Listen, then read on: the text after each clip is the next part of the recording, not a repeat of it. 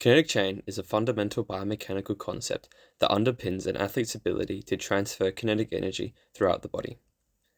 I explored the concept by investigating how effective the learner is at transferring energy when performing the javelin throw.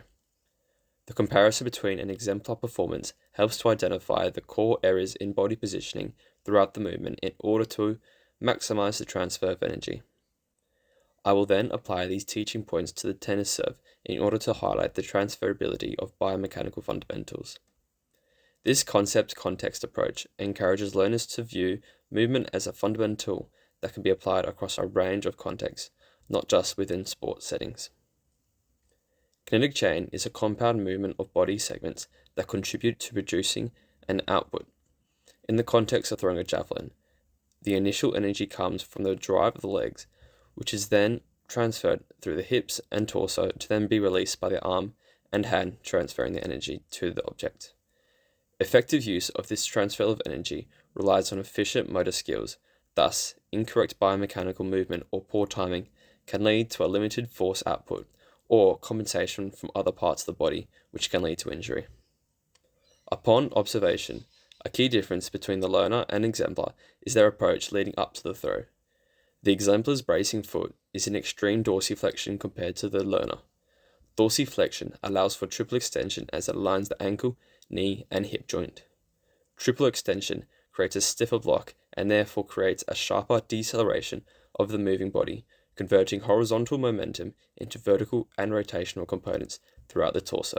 This maximizes the energy transferred up the body to the throwing arm, as bracing the leading foot transfers its speed to hip, shoulder, elbow, wrist, and hand, with their speed increasing in sequence.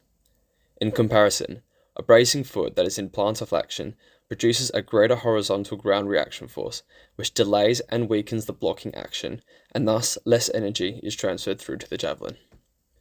Hip-shoulder separation is key for generating the last bit of energy, as when the two systems are combined, they produce an upwards rotational force.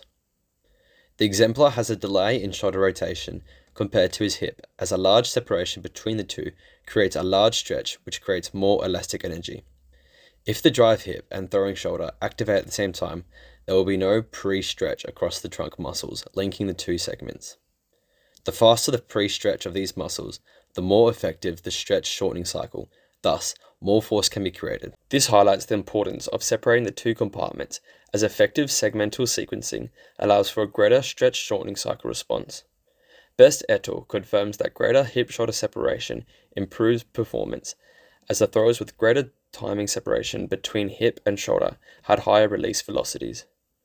At the delivery stage of the javelin throw, it is essential that there is a curving of the body with slight hyperextension of the back in order to generate further power. The arching of the back stretches the abdominal muscles, leading to the generation of stored elastic energy, which gets transferred up through the arms to the javelin upon release.